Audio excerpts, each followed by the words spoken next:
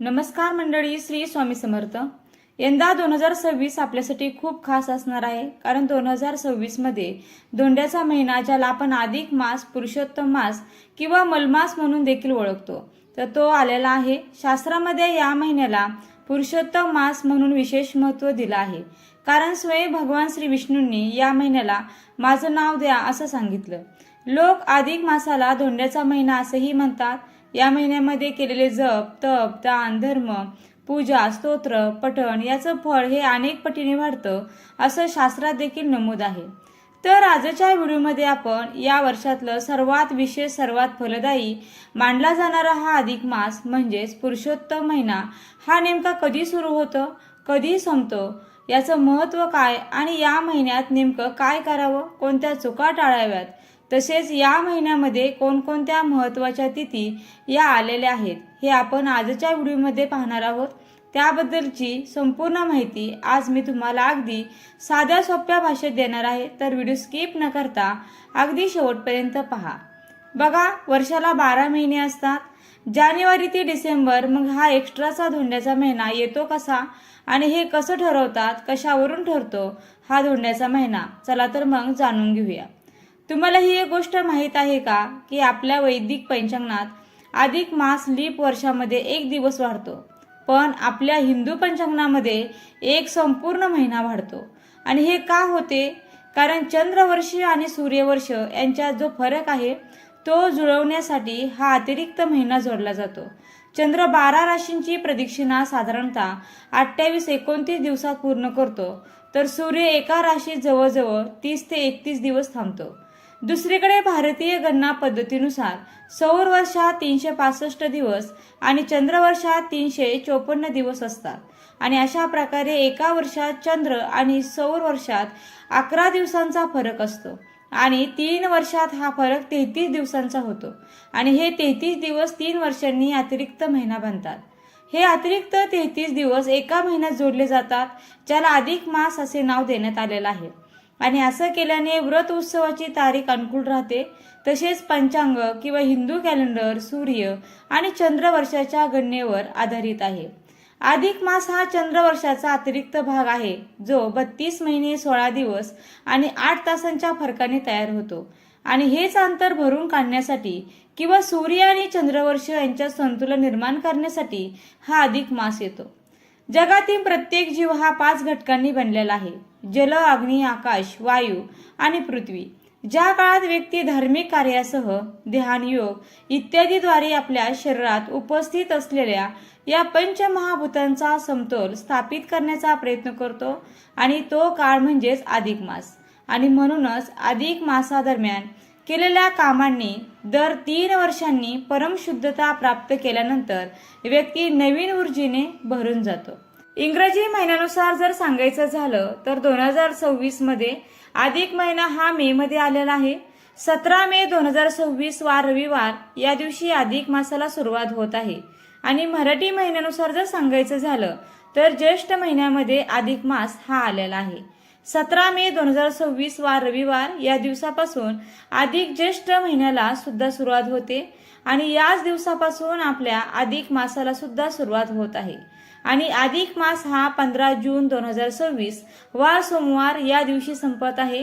अधिक मासामध्ये 21 मे 2026 वार गुरुवार या दिवशी गुरुपुष्य अमृत योग सुद्धा आलेला आहे। तसेच आश्चर्याची बाब म्हणजे 2026 या वर्षात अंगारकी संकष्टी चतुर्थी ही 3दा येणार आहे।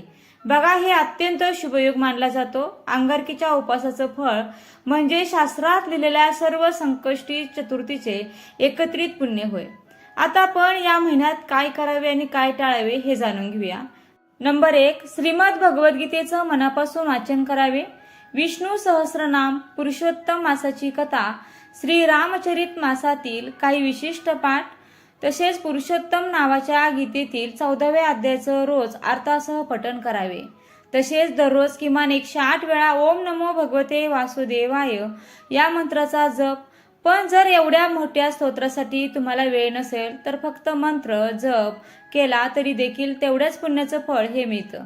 नंबर 2, या महिन्यात शक्यतो एक वेळचं अन्न घ्यावं असंही काही परंपरेमध्ये सांगितलं आहे। यामुळे शरीर हलकं राहतं आणि मन जप तपासाठी स्थिर होतं. नंबर 3, या महिन्यात दानाला विशेष असं महत्त्व आहे. गहू, तांदूळ, मूग, दूध, दही, तूप, आवळा, तांदळाच्या पिठाचे पदार्थ, जिरे, साखर, खजूर अशा सात्विक वस्तूंचं दान केल्याने ग्रहदोषही शांत होतात आणि याचबरोबर अधिक मासात दीपदान अत्यंत शुभ मानलं जातं. नंबर 4, बघा 21 मे 2026 या दिवशी गुरुपुष्यामृत योग, अतिशय शुभ तिथी. या दिवशी काहीही खरेदी केली, विशेषतः सोने चांदी, हे अनेक पटीने वाढतं असं शास्त्र सांगतं. धोंड्याच्या महिन्यात लोक अगदी पायातीन जोडी सुद्धा खरेदी करतात. चांदी लक्ष्मीप्रिय असल्याने या दिवशी चांदीच्या वस्तू घ्यायला खूप चांगलं. तसेच धोंड्याच्या महिन्यामध्ये जावई आणि मुलीला चांदीचं वाण देण्याची देखील परंपरा आहे. अजूनही अनेक घरात ही परंपरा चालते आणि चांदी हा सात्विक, शुभ आणि मन धन वाढवणारा धातू मानला जातो. नंबर 5, या महिन्याला पुरुषोत्तम मास, माधव मास असं देखील म्हणतात. या महिन्यात केलेली पूजा, जप, दान, पाठ, सेवा याचं फळ हे 100 पटीने जास्त लाभतं, म्हणजेच वाढतं. पण या महिन्यात काही चुका केल्या तर त्याचा परिणाम संपूर्ण वर्षभर हा जाणवू शकतो.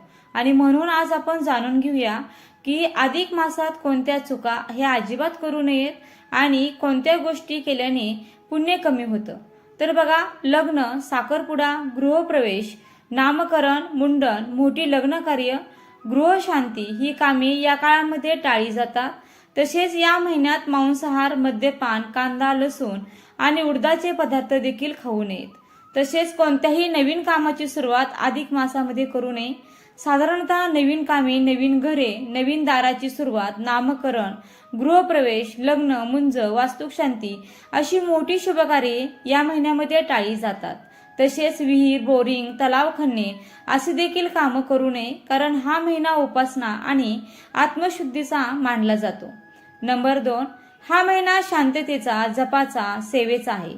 भांडण केल्यास पुण्य नष्ट होते असं म्हणतात. तसेच रोज सूर्योदयापूर्वी उठावे.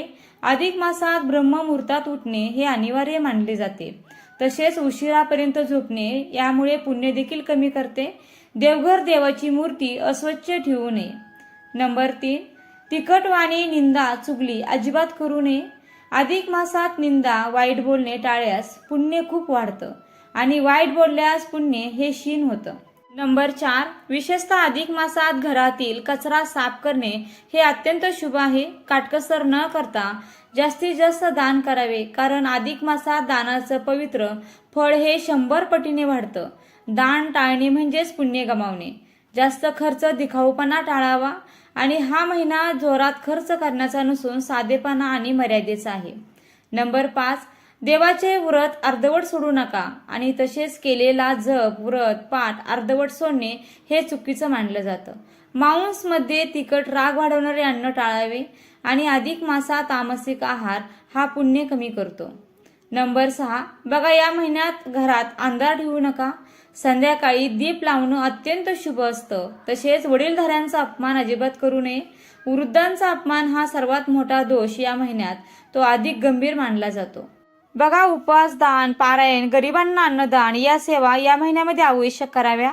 अधिक मास हा फक्त एक जादा महिना नाहीये, तर हा जीवन बदलवणारा, कर्म शुद्ध करणारा, पुण्य वाढवणारा असा काळ आहे.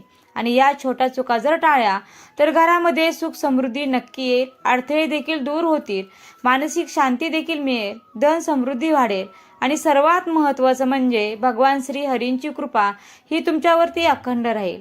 हिंदू धर्मातील अत्यंत पवित्र मानल्या गेलेल्या अधिक मास किंवा पुरुषोत्तम मास बद्दल एक पौराणिक कथा जाणून घेणार आहोत, जी आपल्याला या महिन्याचं खरं महत्त्व ही पटवून देईल. फार वर्षापूर्वी नहुष नावाचा एक अत्यंत पराक्रमी आणि शक्तिशाली राजा होता. त्याच्याकडे अफाट संपत्ती होती. त्याने अनेक मोठे यज्ञ केले होते, दानधर्म केले होते, पण त्याला एक मोठा दुर्गुण होता, गर्व. त्याला त्याच्या पुण्याईचा आणि सत्तेचा प्रचंड अहंकार होता. राजा नहुषाने अनेक दानधर्म केले, पण त्याला अधिक मासाचे महत्त्व हे कधीच समजले नाही. जेव्हा जेव्हा अधिक मास येई तेव्हा तो त्याकडे दुर्लक्ष करी. त्याने कधीही त्या पवित्र महिन्यात विशेष पूजा किंवा दानधर्म केले नाही. त्याला वाटले, मी नेहमीच दान करतो आणि मग या वेगळ्या महिन्याचं काय महत्त्व. काळानुसार राजा नहुषाचा मृत्यू झाला आणि त्याच्या पाप पुण्याचा हिशोब झाला. त्याच्या पुण्याच्या तुलनेत त्याचा अहंकार आणि अधिक मासाकडे केलेले त्याचे दुर्लक्ष हे खूप मोठे पाप ठरले. त्याला स्वर्गातून खाली ढकलण्यात आले आणि त्याला शिक्षा म्हणून त्याला अजगर म्हणजे साप योनीत जन्म घ्यावा लागला. अजगर म्हणून त्याला खूप दुःख देखील भोगावे लागले. आणि अनेक वर्षानंतर जेव्हा पांडव वनवासात होते तेव्हा बलवान भीम एका अजगराच्या तावडीत सापडला. तो अजगर दुसरा तिसरा कोणी नसून तो शापित राजा नहुष होता. जेव्हा युधिष्ठिर तेथे आले तेव्हा अजगराने आपली संपूर्ण कथा सांगितली. युधिष्ठिर हे धर्माचे आणि शास्त्राचे मोठे जाणकार होते. त्यांनी नहुषाला सांगितले, हे राजा, तुझ्याकडे सर्व काही होते, पण तू अधिक मासाचे महत्त्व हे ओळखले नाहीस आणि त्या महिन्यात केलेले साधे दान ही सामान्य महिन्यातील मोठ्या दानापेक्षा श्रेष्ठ असते आणि तुझ्या पापाचे मूळ हे तेथेच आहे. युधिष्ठिराच्या शब्दांनी नहुषाला ज्ञान प्राप्त झाले आणि त्यांनी मनोभावे पश्चाताप व्यक्त केला आणि अधिक मासात भगवान विष्णूंची पूजा आणि नामस्मरण केले. त्याच्या खऱ्या भक्तीच्या मनाच्या भक्तीमुळे आणि पश्चातापामुळे त्याला अजगराच्या रूपातून मुक्ती मिळाली आणि त्याला पुन्हा स्वर्गात स्थान मिळाले. बघा, या कथेचा बोध काय आहे तर अधिक मास हा केवळ कॅलेंडरचा अतिरिक्त महिना नाहीये, तर तो आपल्या पापाचा क्षय करण्याची आणि भक्ती वाढवण्याची एक सुवर्ण संधी आहे. आणि या महिन्यात केलेले छोटेसे सत्कर्मही भगवान विष्णूंना प्रिय असते. तर आजच्या या व्हिडिओमध्ये तुम्हाला अधिक महिन्याची महत्त्वपूर्ण माहिती दिलेली आहे. तर व्हिडिओ आवडला असेल तर व्हिडिओला नक्की लाईक करा, शेअर करा आणि चॅनलला सबस्क्राईब करायला विसरू नका. व्हिडिओ शेवटपर्यंत पाहिल्याबद्दल मनापासून तुमची खूप खूप आभारी आहे. धन्यवाद. श्री स्वामी समर्थ. जय जय स्वामी समर्थ. रामकृष्ण हरी. जय जय रामकृष्ण हरी. ओम नमो भगवते वासुदेवाय नमः.